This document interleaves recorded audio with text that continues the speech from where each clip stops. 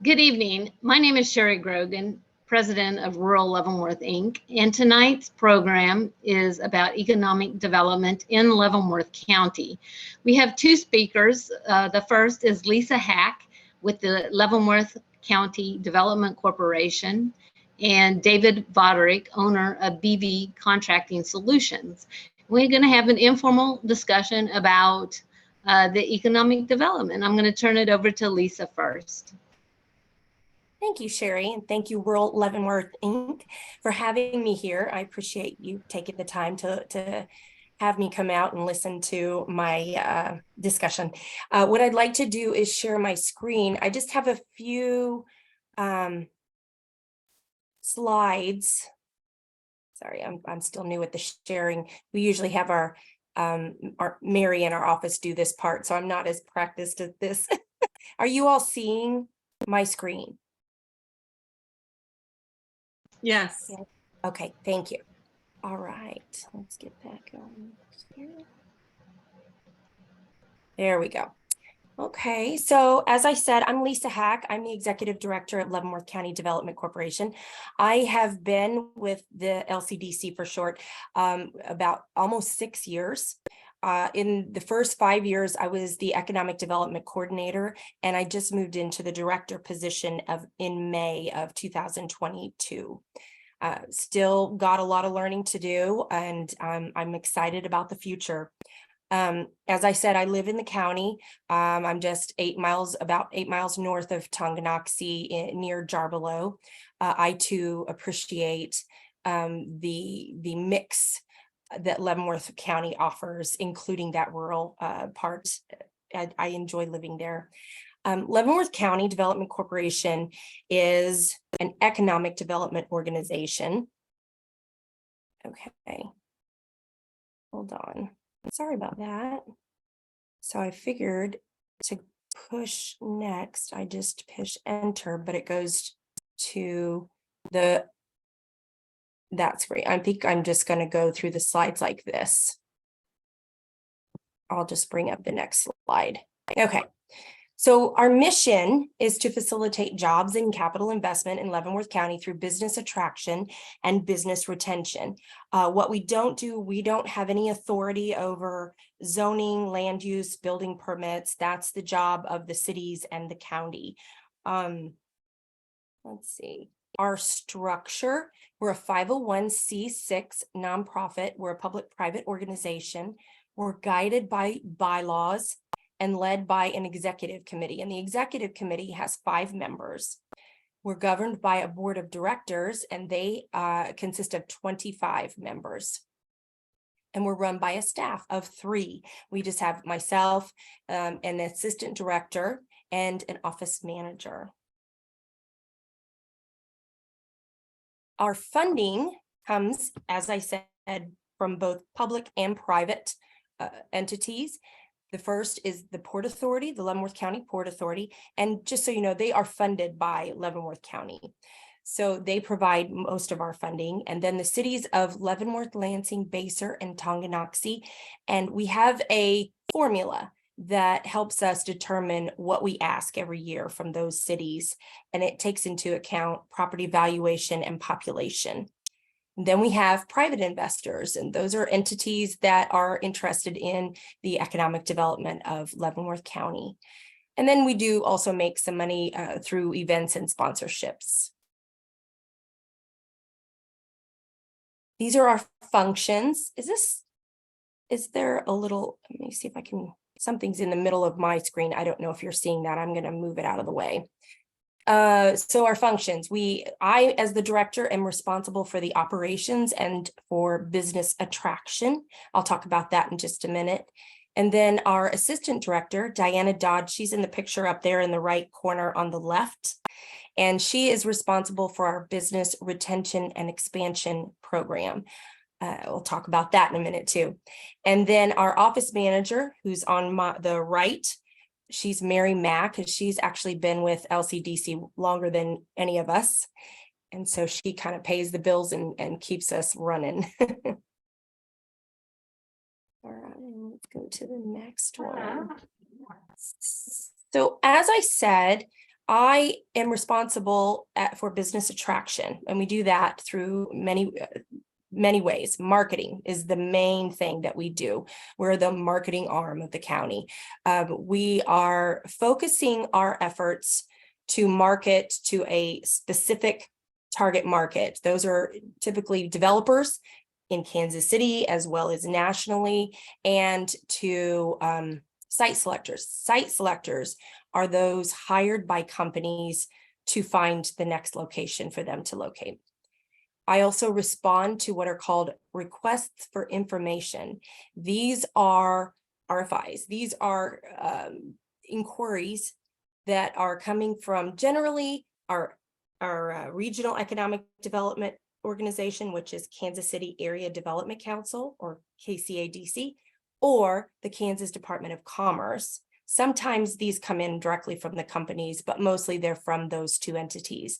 And these RFIs will come in asking, looking, saying, hey, I'm interested. Do you have 50 acres for us to build a 50,000 square foot building and provide, which would create, 100 jobs. And so I look at that information and I look at the available properties that I am aware of. And then if I find something that I think will fit, I will provide whatever information they ask for. I generally do not know the name of the company. I don't know specifically usually what the company is. They might give me a general, they might say we're in the pet food industry or something like that. And then it doesn't mean, well, so basically I'll send in what information they ask. And sometimes that can be just a, hey, would you provide a brochure, or will you fill out this ridiculously long Excel worksheet with 150 questions? It could be a lot about the utility capacities, the physicalities of the land, what it's zoned, those kind of questions. So they can be very quick and easy to respond to, or they can be very labor intensive. We also do a labor shed study. They expect about every 2 years is information that is new enough for companies to consider. When companies are looking for places to locate, they also are very interested if they are going to be able to locate and then find workforce. And so when we have that information, it's really helpful. And we did our latest labor shed study was done in 2022, and we have we have access to a lot of workforce. The reason for that, it's over 2 million. And the reason for that is because within 45 minutes, we reach into 3 MSAs. We reach into Kansas City, then Lawrence, and then Topeka. So that's a plus for us. And then also an important piece of data that came from that study, 67.9% of our residential workforce leaves Leavenworth County every day for work. Mm-hmm. And while that may seem like a negative piece of data, it's actually an opportunity for incoming companies. They see that as we could capture those people for our workforce. And then finally, I would say advocating for future economic development. We are on a committee that is underneath the Port Authority called the Industrial Land Search Committee. And this just started with so many exciting things happening in Leavenworth County, such as the Hills Pet Nutrition and then the recently announced DSM. We're running out of big properties that are industrial. And so it's time to start that conversation. Does Leavenworth want to have another industrial park? If so, where would that be? Then that's what that committee is tasked with. There will be recommending a site or sites. And of course, this would be sites that could be purchased. It would not be something that they would be forcing on anybody. This would be land that would be available. And then, so we focus, each of the 4 cities, Leavenworth, Lansing, Tonganoxie, and Basehor, as well as the county, has someone on their staff that kind of focuses on retail. And so that gives us the ability to really focus our efforts on primary industry. Primary industry are those companies such as marketing, manufacturing, wholesale, and distribution. We see those as the economic drivers, and they're the ones that hire lots of jobs, that increase population.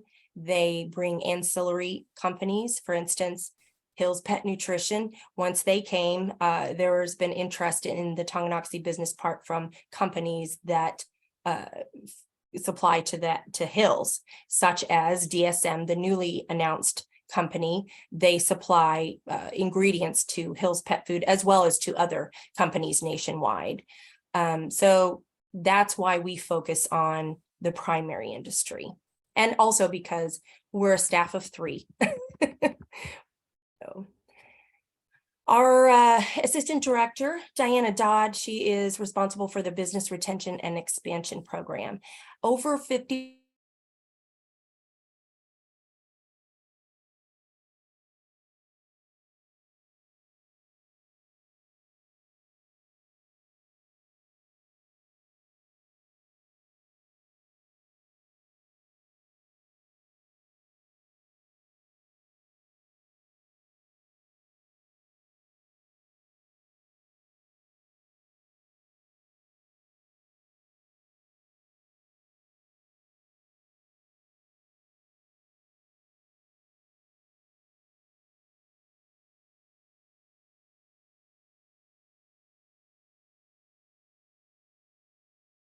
I think she's lost.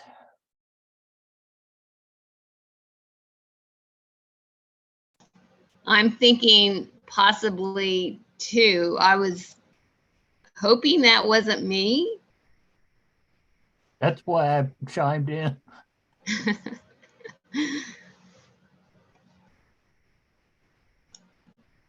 She's completely gone. Mhm.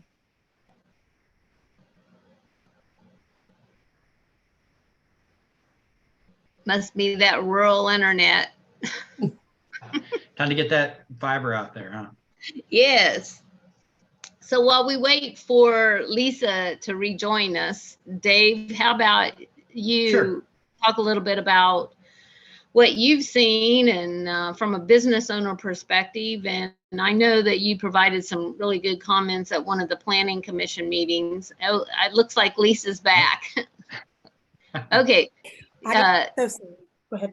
That's okay. Do you want to go ahead and finish your portion? We to kill time, I was going to have Dave go ahead and speak, but how about, since you're back, go ahead and finish your presentation. Okay, and I'm almost done, so Okay. sorry about that. And you know what? Unfortunately, that is one of the problems. Living out in the county, sometimes we have problems with our internet. So I'm using my phone as a mobile hotspot right now, so it seems to be working. Okay, second to the last slide was that BRE program I was talking about. So that's just one of our robust programs to help those existing companies. And then the last slide was just to kind of give you an idea of our executive committee and then our staff members. And then finally, my contact information. I'd like to offer that if anybody has any questions or you just want to talk a little bit more about economic development, please reach out to me. And at this point, do you have any questions?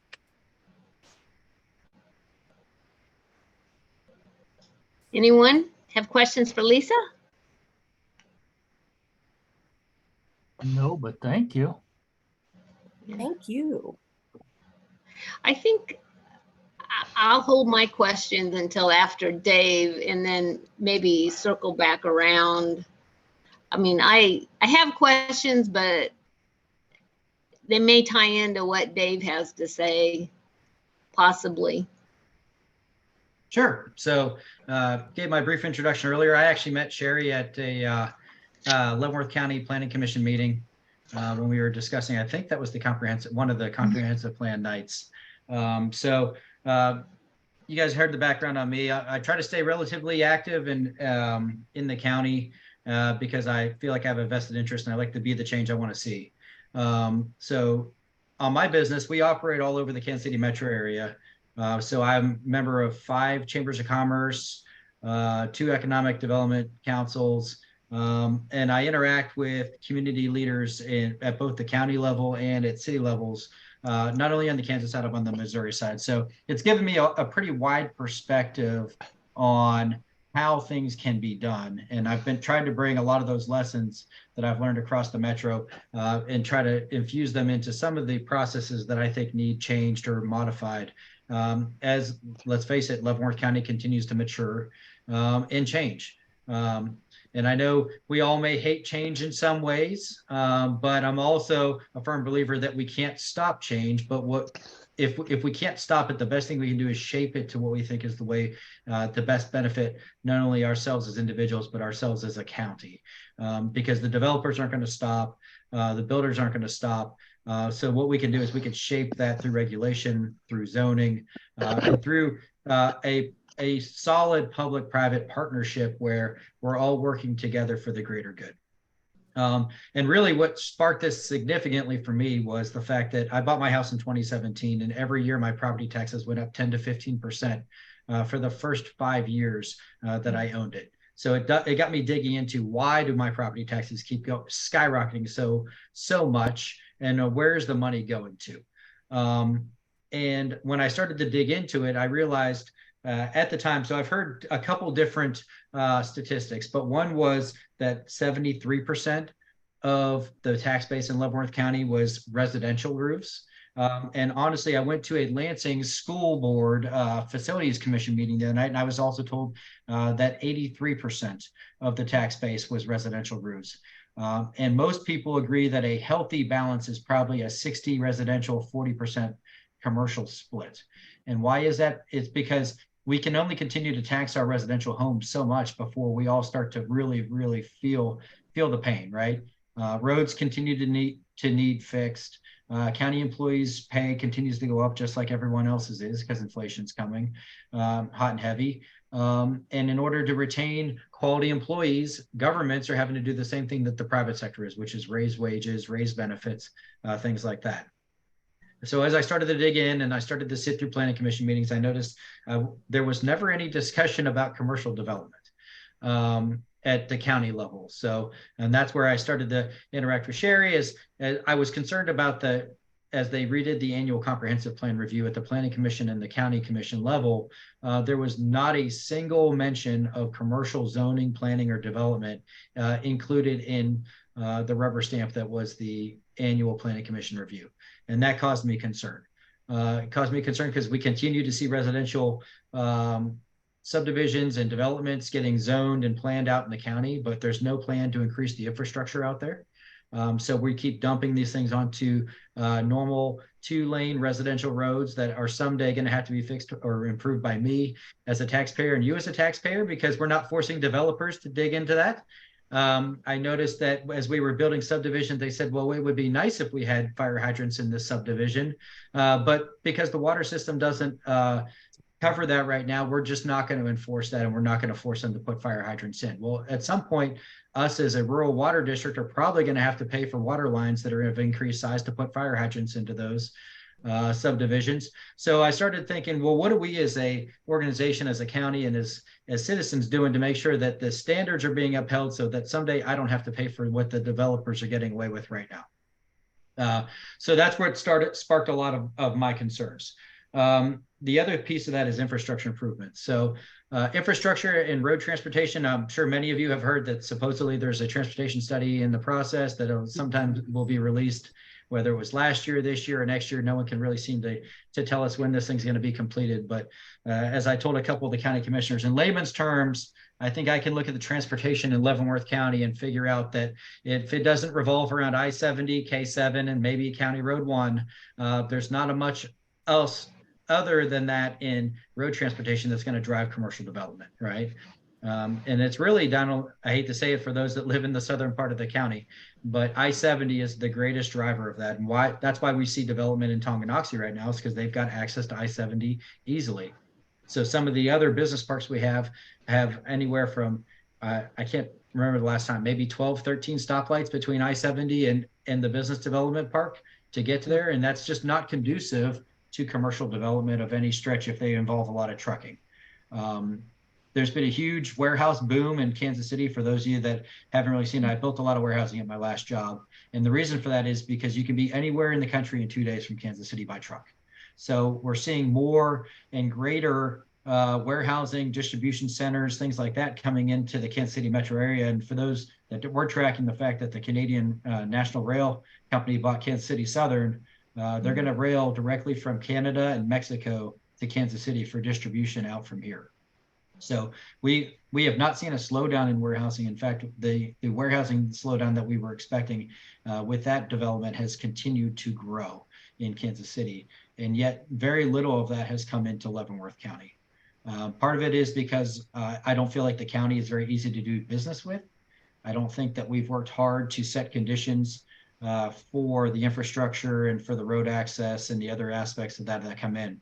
And I know a lot of us don't want to have that commercial development, but if we don't bring it, I don't know how we can continue to pay the bills in the county. Mm-hmm. So I would rather plan for that ahead of time and say, this is where we want to put it, and then then bring the developers in and say, this is where we want you to build, versus them coming in and asking 1,000 times, as Sherry's seen at the planning commission meetings. There's no real rhyme or reason to how subdivisions or anything get approved. It's really just willy-nilly across the county, just throwing things together. For those of you that don't know, I think 2 years ago, the county put building codes into effect in the county. But right now there's no inspectors. So we say we have building codes, and then they give exceptions to policy for people, or they just say, please build it according to code, sign this paper that says you're going to. And to me, those are things that just don't make sense to me. If we're going to put building codes in, we should have a plan to check them. Once you give an exception to the policy. So I learned when you walk past something that's wrong in the Army, that's now become the new standard, right? So now that once you start to grant exceptions to policies through official channels, then everyone expects those exceptions to policies. And those are the things that kind of drive me crazy. And I want to, as an individual, as a community member, I believe that in order to move forward as a county, we need to make sure that we're treating everyone equally, that we're laying the conditions not for the next 2 years, but for the next 10 to 20 years. And what are we doing to make sure that we are continuing to fund the infrastructure and that goes along with the life that we all like? So whether it's new bridges over Stranger Creek, whether it's making sure that everyone has easy access to I-70 or K7, all that takes money. We need to fund it some way. And right now, as you guys know, the continued increase in property taxes is really causing a hurt on a lot of folks out there. And the only way that I can see to do it, because you can't cut to profitability, you can only raise your revenue, is to bring some commercial into the county and use that to help offset our property taxes. So I have a question, and I don't know if it's to you, Dave, or to Lisa, sure. But, when we were at the Planning Commission, they were looking at a few land use updates and nothing significant. And so when I think about commercial development, in my mind, I'm thinking, is the land use map sufficient or not? And because, if the county's land use map, or even cities maps, but they don't accurately reflect where commercial development ought to be targeted, or should be targeted, is targeted in the land use map, then we're putting, and a good example, I think I harped on this a little bit that night, but, they're putting in 2.5 acre subdivisions along I-70, which is prime land. If commercial needs to go along I-70, we need to be advocating for not subdivisions there. Yes. Yeah. So that's my biggest concern, and really is, I don't know that, our economic development organizations have a handle on driving changes to the land use maps. I can chime in a little bit. So Sherry, what you pointed out that night was a prime example of some of the concerns that I have. So recently, the county pulled some of its funding from LCDC in order to put in an economic development coordinator at the county level. The issue I have is, to me, that's the person that should be bringing all the stakeholders together. They should be bringing together LCDC, the city planners, from Tonganoxie, from Basel, from Leavenworth, from Lansing, and all the other community partners, the Port Authority, and staffing those issues, exactly what you're saying right there, to make sure that everyone is working in the same direction. The fact that you pointed out that night that the Basel map, where they were working to rezone is from 5 to 2.5 acre lots, was also on the Basel map as medium density multifamily in their 3-year plan, is an example of what I think is a concern. And honestly, when I tried to address it with the county administrator as a concerned citizen, he told me he did not work for me. He worked for the county commissioners.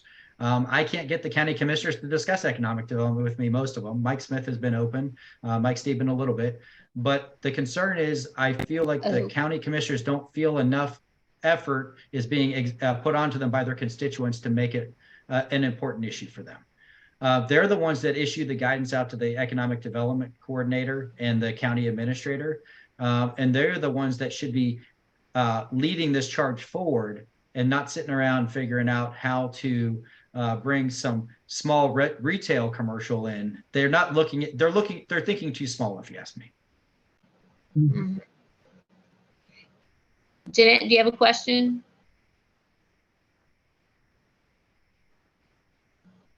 Okay, Lisa, do you have any comments about that? Or, I mean, I don't know if you guys stay attuned to the land use maps and just kind of what goes on at the Planning Commission and just. Well, the way that I use them is actually when we're working on projects and, you know, they'll want to know what's that information, and I will access at that time. I do know that the Economic Development Administrator at Leavenworth County has started work on the comprehensive plan. He is working with the planning and zoning, department. Mm-hmm. And so he has asked if we as the LCDC would like to be involved in the, as he works through the comprehensive plan. And I've said yes. That's as much as I know about that. Okay. Well, it is a concern when you look at the maps, because the maps that's driving a lot of residential development. Mm-hmm. And, if we don't set aside some areas for commercial, we probably won't get commercial. It'll be more difficult, I guess, because they'll have to go. Yeah, go ahead, Dave. And honestly, we're coming off the biggest boom in commercial and industrial building in Kansas City history. And we've landed some of them. LCDC did a great job bringing Hills and some of the others in. But I mean, I've literally been in parks where we've built 10 to 15 warehouses in 24 to 36 months. And not that I'm not trying to cover the county in commercial and development, but at the same time, I hear, well, we're waiting for the developers to come talk to us. Well, the answer is, if you're waiting for the developers, number one, you're not controlling the narrative. To me, the county should be controlling the narrative by zoning where we want the commercial development to be.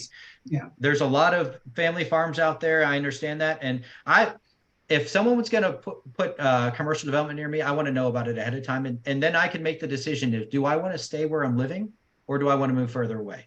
Wendy and I have already talked, when our youngest graduates in 6 years, we want to move further out into the county. And that's a decision we've made because we see the area where we're at right now starting to develop and starting to grow. And we know it's only a matter of time before all these areas along K7 start to get annexed, because the cities are looking for what's left for their tax base. And I look at it the same way for commercial development.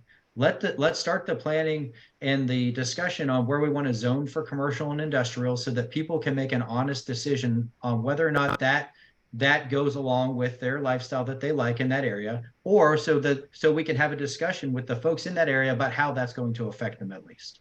And I think as a county, we owe that to the local residents. because that also, once we start to zone for it, it allows the discussion to start with Evergy, with the rural, with the water departments and the water boards on how do we get the infrastructure there. So you can't build commercial development without water, without lots of electric, and without sewers. But no one wants to talk about that until we start to put the building blocks into place to have that discussion. So I guess Fred has a question. Well, my question would be, since I'm not familiar with the Leavenworth master plan, how far out does that master plan go? My background was with AT&T, and part of that was 20-year plan, and a part of the 20-year was a 15 and a 10-year plan, and of course we considered 5-year current planning. Is there any real long-term planning for the county? That's a question.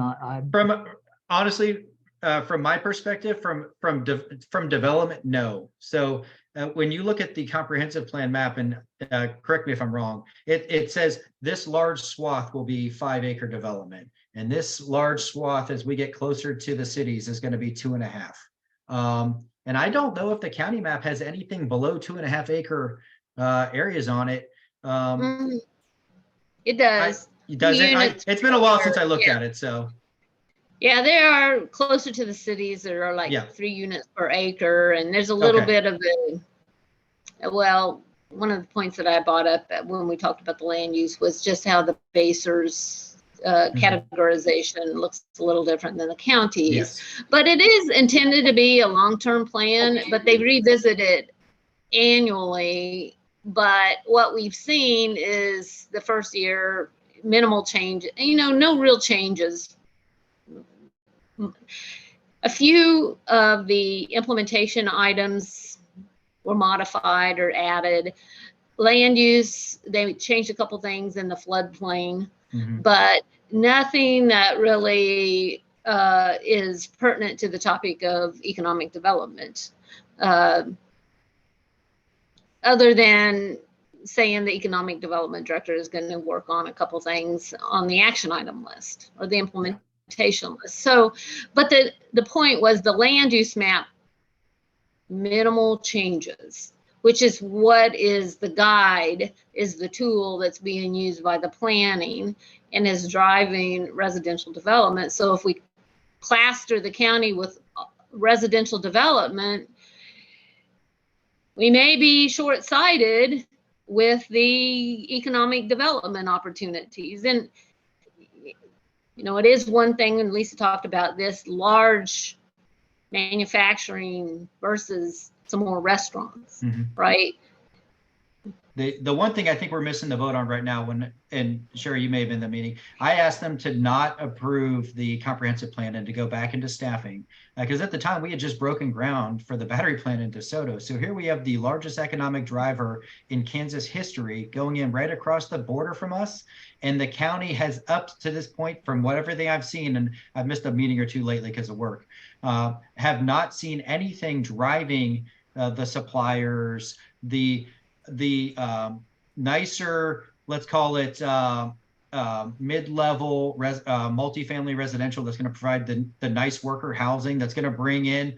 So I think the Hills plant, the lowest paying wage at that plant is like $28 an hour. And I'm sure the battery plant is going to be very similar. So we can bring in some really nice, if you guys have been in Johnson County or some of the others, multifamily is not what it used to be. Multifamily carries a stigma with it typically, but we're seeing multifamily go in that's much nicer and provides worker housing that's going to allow those folks to live much closer to where they work, and that's going to feed into the retail and commercial businesses of Leavenworth County. If we don't build that, they live somewhere else, and that money, they drive right past the county to work, and they drive right back to where they live somewhere else, and then they never bring that money to the county. Sherry, can I make a statement on this? I've been involved in the county for a long time. I will tell you that we have, our county commissioners have been burnt on decisions that they have made that have backfired on them. And I'm not protecting them from what they should be doing, which I agree with most of the things you've said. The issue is every time that they have made an attempt to set up some regulation, I'll tell you, even with the building codes came about because of the Linwood tornado. Prior to that, there were none. And then, of course, the insurance company said, what, you don't have building codes? I don't have to build that again. And so there became an issue with the building codes, which I understand is still not completely resolved, because the people working on them from the north end of the county, they don't want building codes. They're happy out there with their stuff.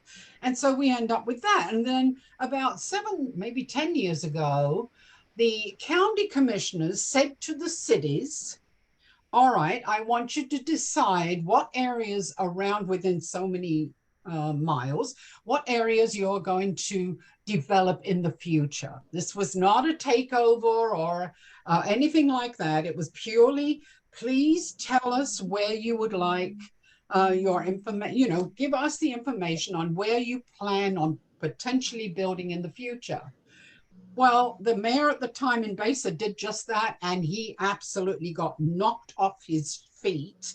And the other cities were all too frightened then to step forward and say, well, potentially Markson Road, a bit further down for Lansing, all the way across maybe to Fairmount could be our development.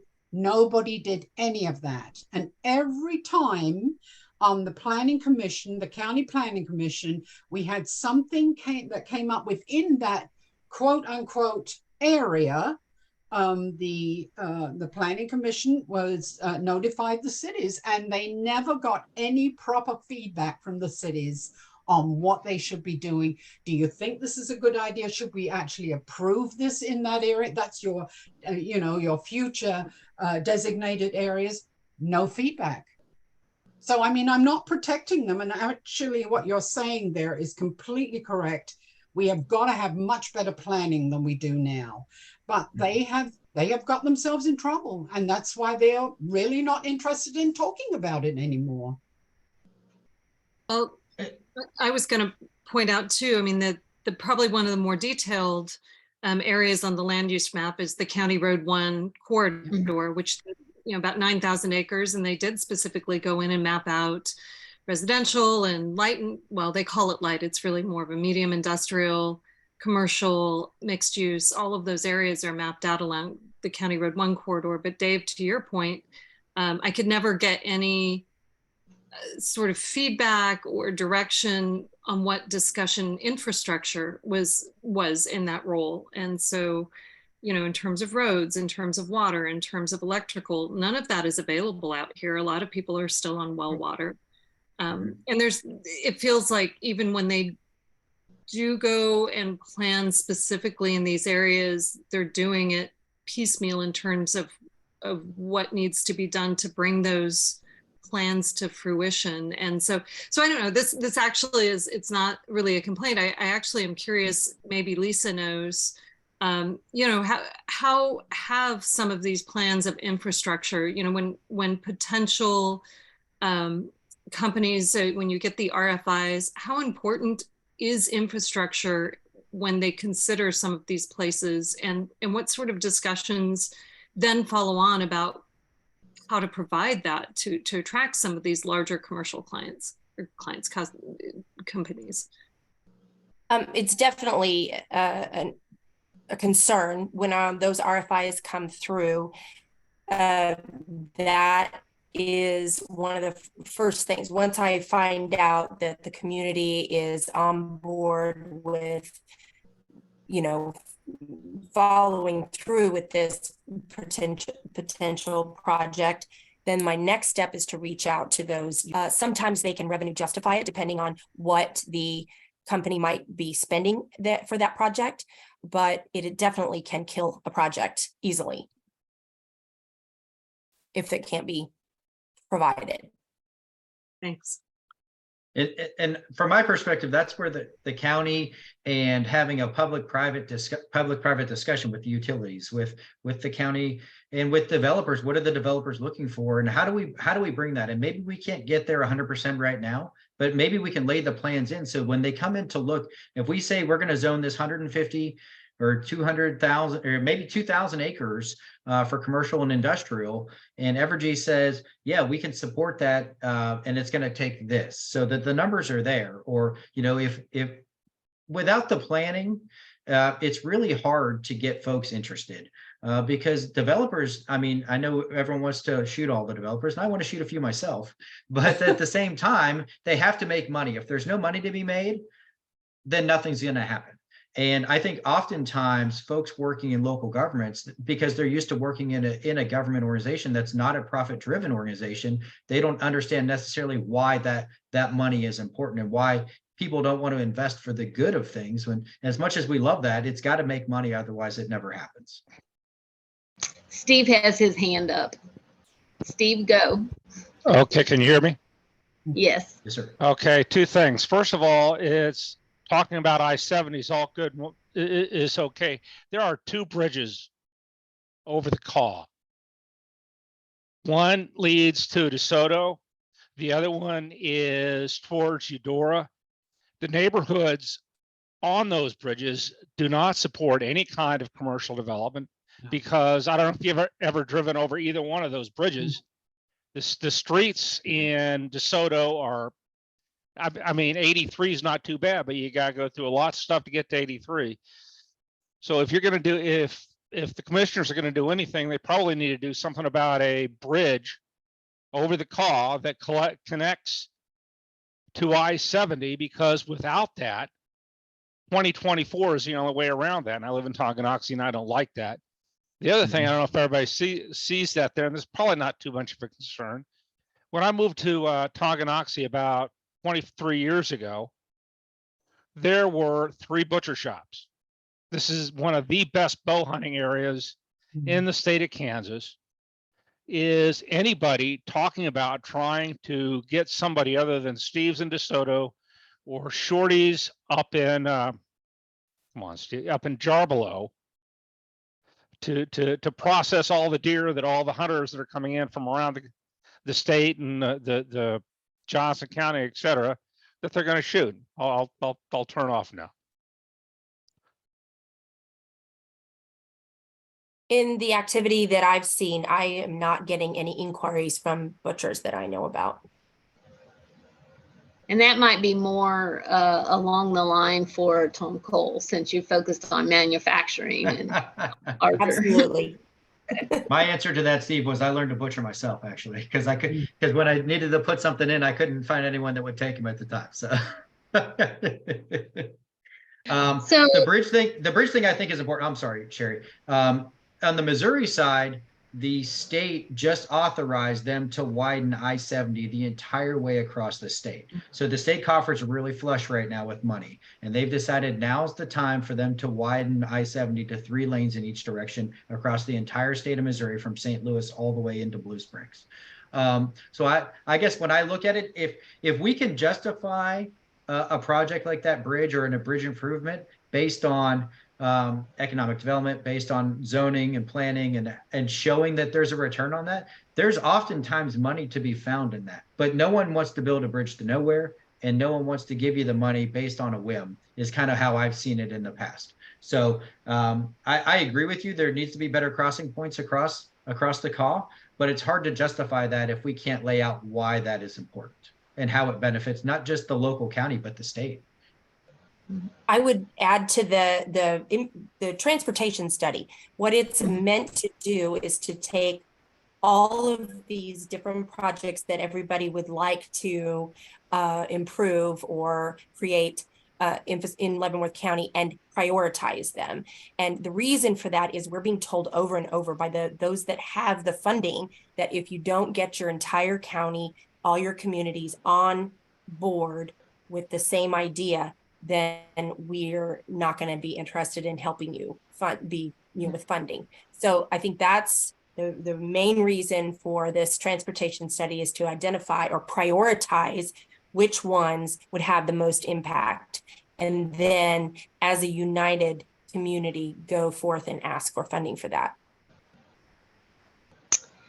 okay, any other questions before we wrap it up with our speakers? Okay, well, thank you both for being our guest speakers tonight. I learned a lot, and you're free to drop if you'd like. Thank you very much. Okay. Thank you for having me. I really appreciate it. Sure. Okay, I'm going to stop the recording.